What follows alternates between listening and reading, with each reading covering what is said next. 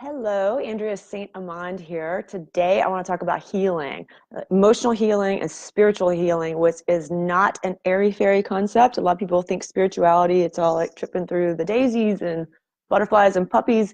Healing, true healing is down and dirty and painful. And let's just talk about that. I want to use this metaphor because it's Halloween time. And it's a little bit gruesome, I'm going to warn you. But it's a biblical metaphor, and it's the concept of carrying the dead. So I want to ask you guys, are you carrying the dead? And the answer is, you should be.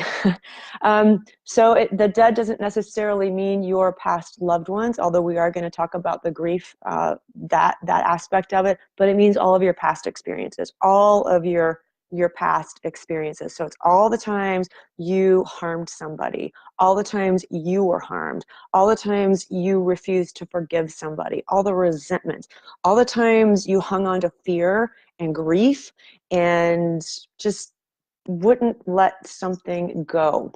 So the biblical story, that's the dead, that's your experiences.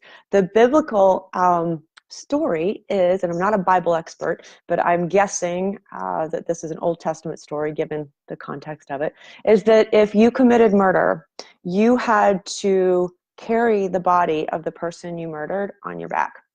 So think about that, sit with that for a minute. You commit murder, you hurt somebody, the body of that person gets strapped onto you. So you got the horror of one, having a dead person strapped to your back, which none of us want to do. But then the body's going to start decomposing and it's going to start rotting and you're stuck with it. So what happens during that time that you're carrying that dead body that you murdered? You have to face it. You have to face all of your emotions, all of the horror, all of your demons, everything you did. So take not just the body you murdered, but any experience that you were involved in, a painful breakup, a loss, anything. If that experience energetically is strapped to your back and you have to walk with it and carry it, yes, it's going to weight you down. Yes, you're going to go through a gruesome process with it. But guess what? Eventually that body is going to rot and fall off of its own accord. I know that's morbid, but eventually when it does rot and fall off, you're going to stand up straight. You're going to be free. You're still going to have the memory of the experience, but you will have worked through all the pain of that experience, which is extraordinarily healing. So that's the process of all of our past experiences. And think about all the people you know who don't want to deal with their past experiences. They actually just want to bury the dead or shove it under the rug.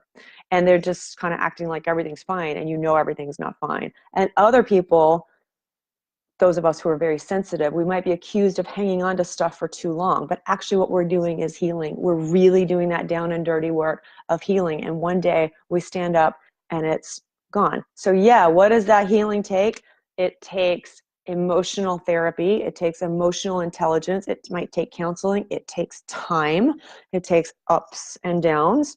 And then eventually energetic and spiritual healing is going to come and finally release you from everything altogether. So let's use that in the context of a loved one where someone has passed and we're stuck literally carrying all the grief around with us. So when you've done the part of the therapy, you've done the grieving process, you've had all this time, and the grief and the pain of that loss is still with you, that is where spiritual and energetic healing can kick in and help you. Because usually what happens, I'm going to give you a personal example here, but usually what happens, and apply this to any other experience, not just death, but we get tripped up in some human aspect of what we judge to be a tragedy, a human tragedy, and we get very judgmental. So let's think about somebody who had mental illness or was overdosed or committed suicide, all those things that we judge to be tragic, and we'll really get caught and stuck in what we perceive to be the extraordinary sadness and pain of that person's life.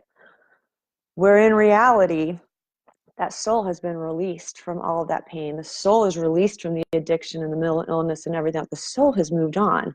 And so we can go through all the therapy, all the emotional healing, everything else, and we can still might find ourselves stuck, and we get stuck in our own loss. And when we get stuck in the drama and the tragedy of that, we can't communicate with our loved one who has moved on. So we can't communicate mediumistically. So use that as a metaphor for other past experiences. Take a really painful breakup, or take your ex might have cheated on you and walked off with somebody else, and you're stuck in resentment and jealousy. So you're unable to free your heart to find another true love. So use this, this example can be used in any past painful experience that we just get stuck in.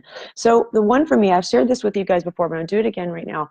The one I got stuck in, I've gotten stuck in several, but the one that really stuck with me forever and then caught me by surprise when it released was a suicide. It was a loss of someone I loved very much, and I could not, after the night that he died, I could not connect with him mediumistically for years, and I was very young when that happened.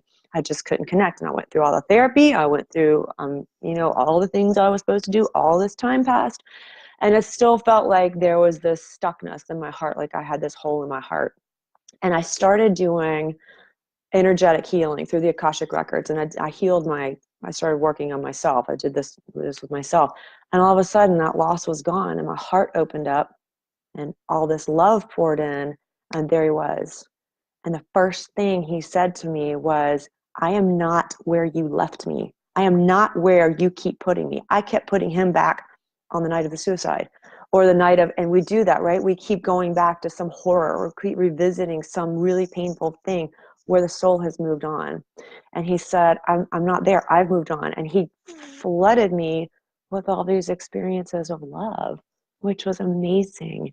And from that point forward, I've been able to contact him, communicate with him. I've become so much wiser. He now helps me with other clients. He'll give me messages, or he'll pop in and let them do a practice reading on me through him. It's beautiful. So that takes a lot of healing, but until we work through in like a blood, guts, and gore, awful kind of healing where you really are carrying your dead and you're working through the rotting of it and the just horrible pain of it, and then you let that drop off, you let that dead just drop off, you're free. And at that point, then you're ready for energetic and spiritual healing. And when you're there, then you can turn around and help other people and heal other people. So you have that ripple effect that we can get on the planet. So if any of you guys are stuck anywhere and you are ready for the energetic and spiritual part of the healing, please reach out to me for a reading, because it can be, I can clear all that, which can be profound. But also if you feel called toward learning the energies of anything underlying what's going on with you so you can then help others, please reach out, because there's nothing more empowering than facing your fear, facing your demons, and coming out the other side. Our next video, we are going to talk about demons, because we're into Halloween land here, so stay tuned for that later in the week. And if any of you guys have any questions, I'll look forward to your comments. All right, happy October.